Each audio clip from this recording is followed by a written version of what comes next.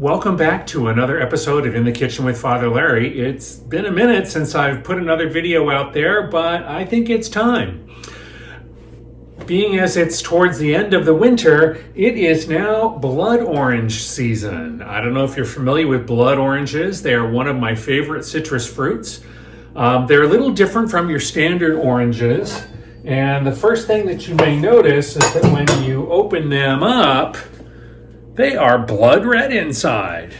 That's just a coloring. It doesn't necessarily affect the flavor, but the fact is that blood oranges are a little more tart than your standard navel oranges and those kinds of standard citrus that we get all the time. So blood oranges aren't necessarily great for just eating. I mean, you can, and I do, but they're really better for cooking. And so I've got a bunch of blood oranges in my refrigerator, and I thought, now is the time to try something I've been wanting to make for a long time. So today, I am going to make some blood orange Turkish Delight. Turkish Delight is a kind of a soft gummy candy. A lot of people know of it from the C.S. Lewis novels, The Lion, Witch, and the Wardrobe, and the Chronicles of Narnia, where Turkish Delight was the temptation that the White Queen uses to tempt one of the children to betray his family. So I'm not planning on any big betrayals anytime soon, but I do like me some Turkish Delight. So we're going to make a little bit of that today. So here goes. The recipe that I'm adapting for my Turkish Delight is really made in two parts, and it's going to start with a sugar syrup, which is sugar and water, and we're going to heat that up till it gets to about 240 degrees. And while that's coming up to temperature, we're going to make a paste of water and cornstarch and salt and the blood orange juice and some cream of tartar. And then we're going to combine the two of those together to make the Turkish Delight. It's often traditional to put nuts in your Turkish Delight. Often in Turkey, you'll find pistachios in particular. I am fresh out of pistachios, so my blood orange Turkish Delight is going to have some chopped walnuts in it. And I have toasted these lightly in a pan to bring out some of their flavor. You just put them in a dry pan and move them around till they start to be fragrant and you get some of that walnut aroma. And when we're ready to assemble the Turkish Delight, that's going to go in. So let's start with our syrup. I have got a cup and a half of water. Oh, that's already hot. Look at that. And then to that, I'm going to add 4 cups of sugar. And I'm just going to stir that together until the sugar dissolves and then it gets up to the correct temperature. If you have a candy thermometer, this is the time to use it. I actually don't have a proper candy thermometer, but I have one of these really cool digital instant read thermometers, and it's good for up to 572 degrees, so I'm going to be using that to monitor my syrup as it's heating up. Okay, for our second mixture, I've got my cornstarch. That goes in, and about a half a teaspoon of salt, and then we want a teaspoon of cream of tartar.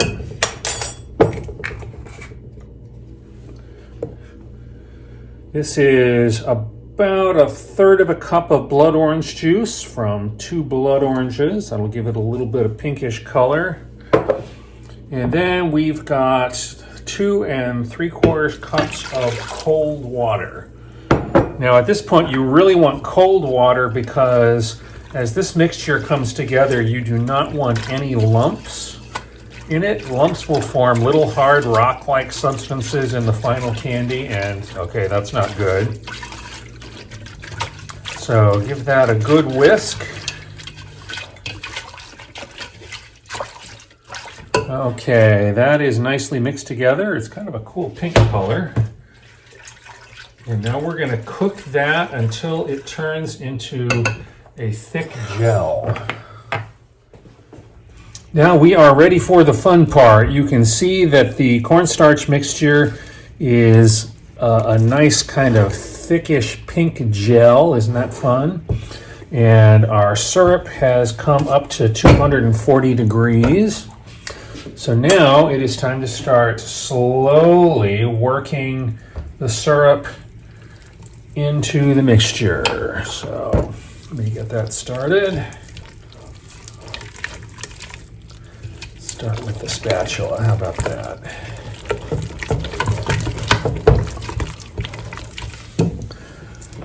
And a little more of the syrup.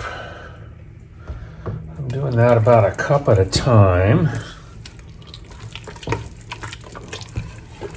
Be very careful handling hot sugar syrup. It is super dangerous and will burn you if it gets anywhere near your skin, so do be careful.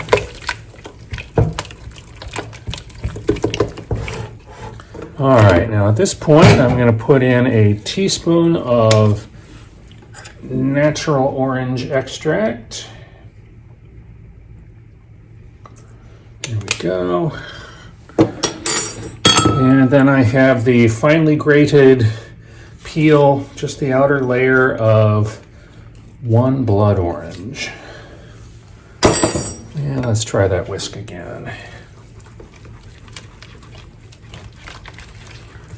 Wow, you can really smell the orange now.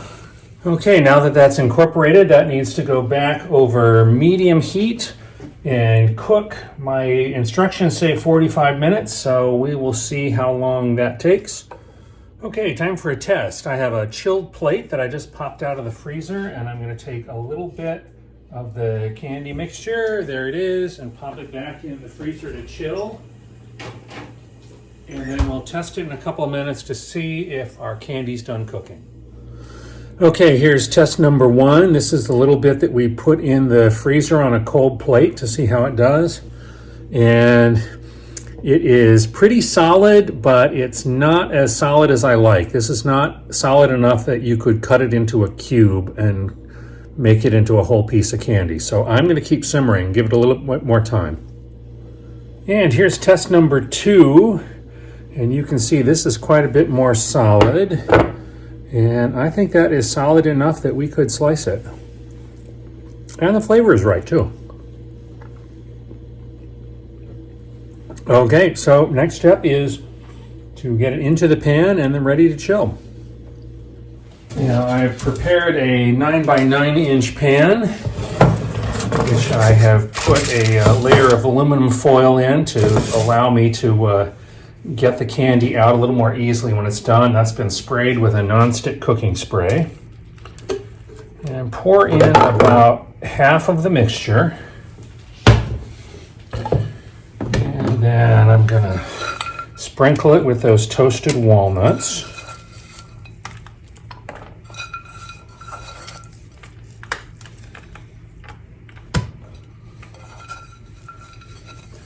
I'm trying for just the regular attractive pieces of walnuts, not the little dust that hangs out in the bottom. That'll just make things cloudy.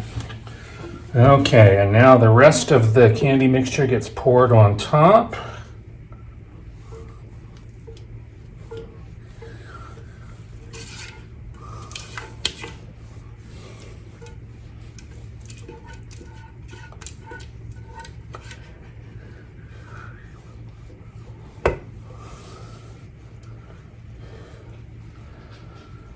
All right, now it appears, if you look at it, that a lot of the walnuts have kind of migrated to the edges.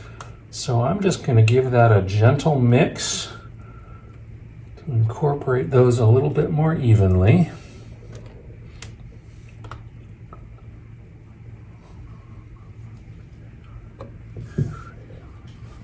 All right, I've given our Turkish Delight a spray with some spray cooking or pan release oil, and I am going to pop it in the fridge where it will have to chill for a couple of hours, and then we'll be ready to slice it and finish it up. Our Turkish Delight is chilled, so I'm going to unwrap it and slice it. I sprayed the top with a little bit of nonstick cooking spray just to make sure it didn't stick to the plastic. And now I will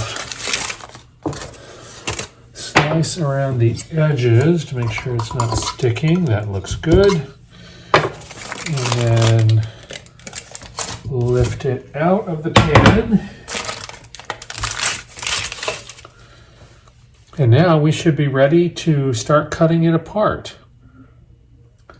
In order to make sure that those cuts are nice and clean and not raggedy, I'm going to take my knife and I'm going to give it a spritz of the nonstick spray also.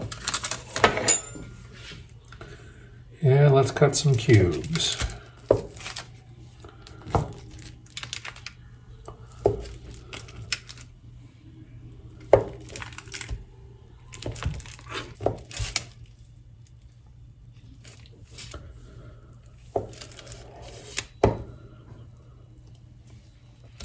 Okay, now I'm going to toss the cubes of Turkish Delight in a mixture of confectioner's sugar with a little bit of extra added cornstarch. It's got about a tablespoon of additional cornstarch and about 3/4 of a cup of confectioner's sugar. That should help keep them from sticking together too much.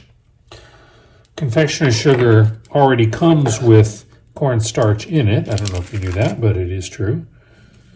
So let's put a couple of pieces in and shake them around. Fork is a good tool for this.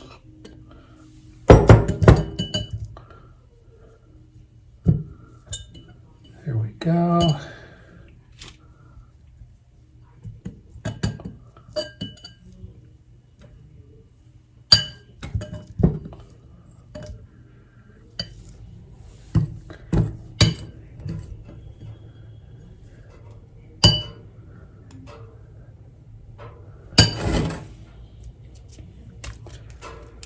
Okay, and we are done. Turkish Delight will keep in a sealed container in your fridge for a couple of weeks probably. My guess is it probably won't last that long.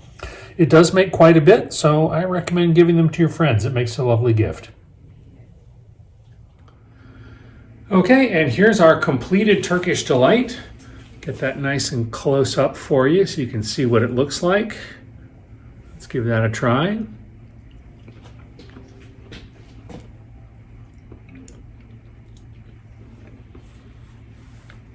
Yeah, I like that. I like the blood orange flavor comes right through.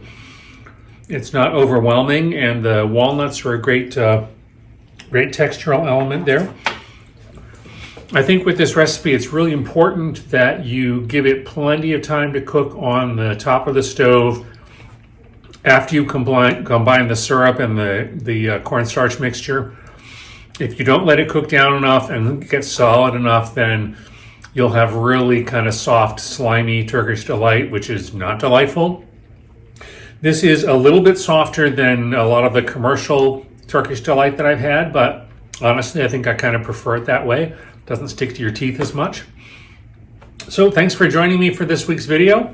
We'll see if I can do another one soon. Thank you so much for joining us, and we'll see you next time in the kitchen.